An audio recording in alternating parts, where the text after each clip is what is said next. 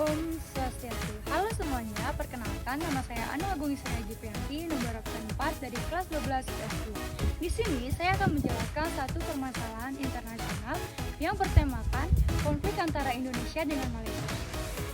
Jadi sebelum saya lanjut ke dalam inti pembahasan, saya akan menjelaskan dua sebab yang akan saya bahas di dalam topik tersebut. Yang pertama, alasan saya memilih topik tersebut. Yang kedua, apakah permasalahan tersebut sudah selesai? Jika sudah, bagaimana solusinya? Jika belum, mengapa belum? Tapi sebelum saya lanjut, apa sih yang dimaksud dengan permasalahan internasional?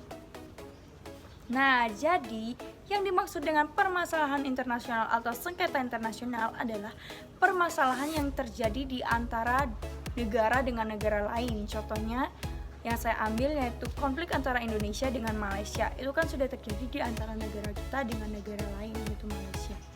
Jadi kurang lebihnya seperti itu.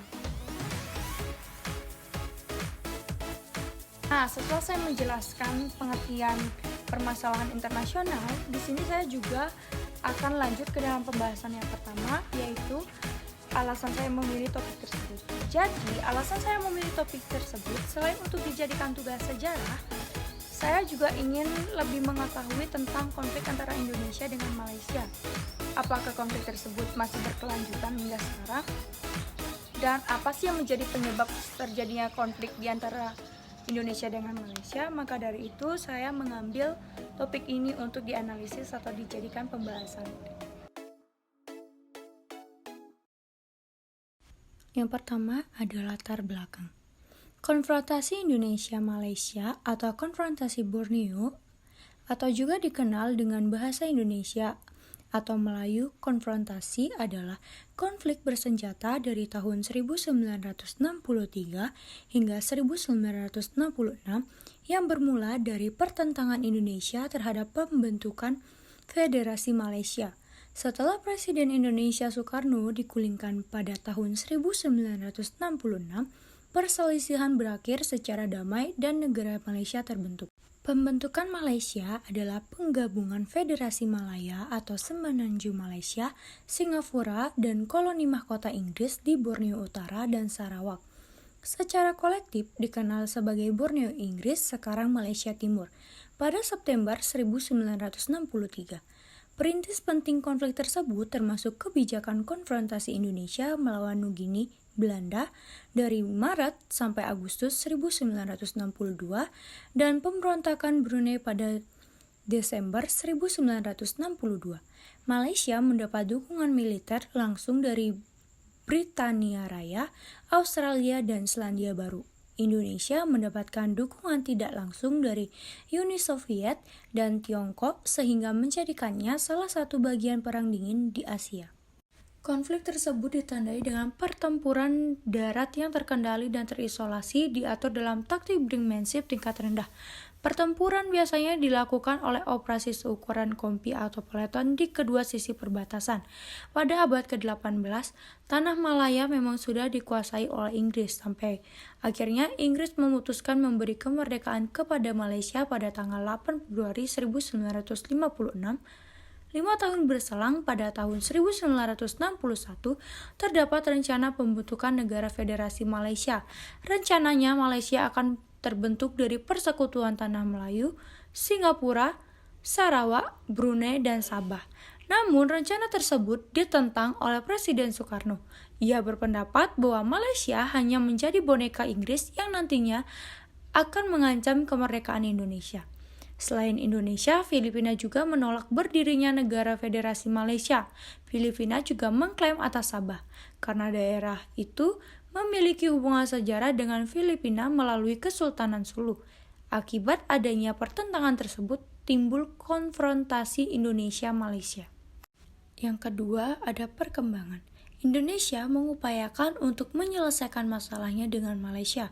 Pada tanggal 31 Mei 1963, Presiden Soekarno bertemu dengan Perdana Menteri Malaysia, Tuanku Abdul Rahman, di Tokyo, Jepang. Pertemuan tersebut kemudian berlanjut lewat konferensi tingkat Menteri Luar Negeri di Manila, Filipina pada tanggal 7-11 Juni 1963. Melalui pertemuan tersebut, Filipina dan Indonesia resminya menyetujui menerima pembentukan negara Federasi Malaysia. Namun, pada 16 September, Malaysia justru melihat pembentukan federasi ini nantinya akan memberikan masalah dalam negeri. Presiden Soekarno pun melihat tindakan Malaysia ini menjadi sebuah bentuk pelanggaran dan sebagai bukti kolonialisme dan imperialisme Inggris. Setelah Indonesia dan Filipina menyetujui pembentukan negara Federasi Malaysia, Perdana Menteri Tuanku Abdul Rahman justru menandatangani pembentukan negara tersebut dengan Inggris. Naskah itu ditandatangani di London pada tanggal 9 Juli 1963, di mana dalam naskah tersebut disebutkan negara Federasi Malaysia akan dibentuk pada tanggal 31 Agustus 1963. Tindakan pelanggaran Malaysia ini kemudian berlanjut dengan pertemuan puncak konferensi tingkat tinggi di Manila pada pertengahan Juli 1963. Melalui pertemuan tersebut dihasilkan 3 dokumen penting, yaitu Deklarasi Manila, Persetujuan Manila, dan Komunike Bersama. Kemudian pada tanggal 17 September 1963 muncul konflik baru, yaitu aksi unjuk rasa juga dilakukan oleh para demonstran anti-Indonesia di Kuala Lumpur. Kemarahan demonstran memuncak setelah Presiden Soekarno melancarkan konfrontasi terhadap Malaysia, diikuti dengan serangan pasukan militer tidak resmi Indonesia terhadap Malaysia. Kemarahan demonstran Malaysia ini juga menyulut emosi dari Presiden Soekarno. Ia juga melakukan balas dendam dengan melancarkan gerakan yang terkenal dengan nama Ganyang Malaysia. Pada tahun 1964, Menteri Luar Negeri Indonesia Soebandrio mengumumkan bahwa Indonesia mengambil sikap bermusuhan terhadap Malaysia. Tindakan tersebut kemudian disusul dengan keluarnya Indonesia dari PBB lantaran Soekarno merasa tidak puas terhadap bagaimana PBB menyelesaikan konflik dengan Malaysia. Selanjutnya yang ketiga, akhir konfrontasi Indonesia-Malaysia. Menjelang akhir tahun 1965, gejolak politik dan ekonomi di Indonesia semakin kacau. Puncaknya ketika terjadi gerakan 30 September atau G30S. Terjadinya G30S membuat Soekarno lengser dan digantikan oleh Soeharto. Semangat perlawanan terhadap Malaysia pun runtuh. Bersamaan dengan kekuatan Soekarno, permasalahan konfrontasi Indonesia-Malaysia pun resmi berakhir setelah tercapainya Persetujuan Bangkok.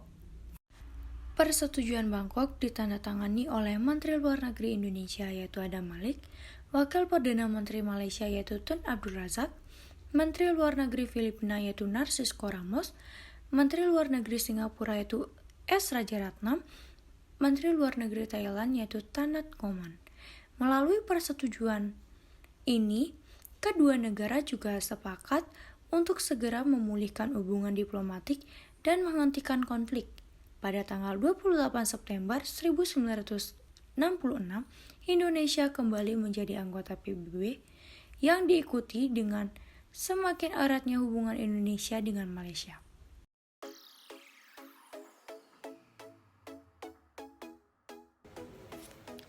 Nah, pembahasan yang kedua yaitu apakah permasalahan tersebut sudah selesai? Jadi, konflik antara Indonesia dengan Malaysia sudah dikatakan resmi berakhir karena sudah tercapainya Persetujuan Bangkok yang dimana ditandatangani oleh Adam Malik dari Indonesia, Tun Abdul Razak dari Malaysia, Narcisco Ramos dari Filipina, S. Rajaratnam dari Singapura, dan yang terakhir Thanat Khoman dari Thailand. Melalui persetujuan ini, kedua negara ingin segera memulihkan hubungan diplomatik dan menghentikan konflik tersebut. Dan pada tanggal 28 September 1965, Indonesia kembali masuk menjadi anggota PBB dengan diikutinya hubungan yang membaik antara Indonesia dengan Malaysia.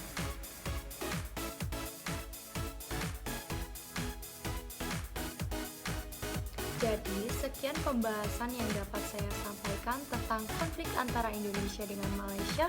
Mohon maaf bila ada kata yang salah dan tutur kata yang tidak berkenan. Saya tutup dengan Parama Santi. Om Santi Santi Santi Om. Terima kasih.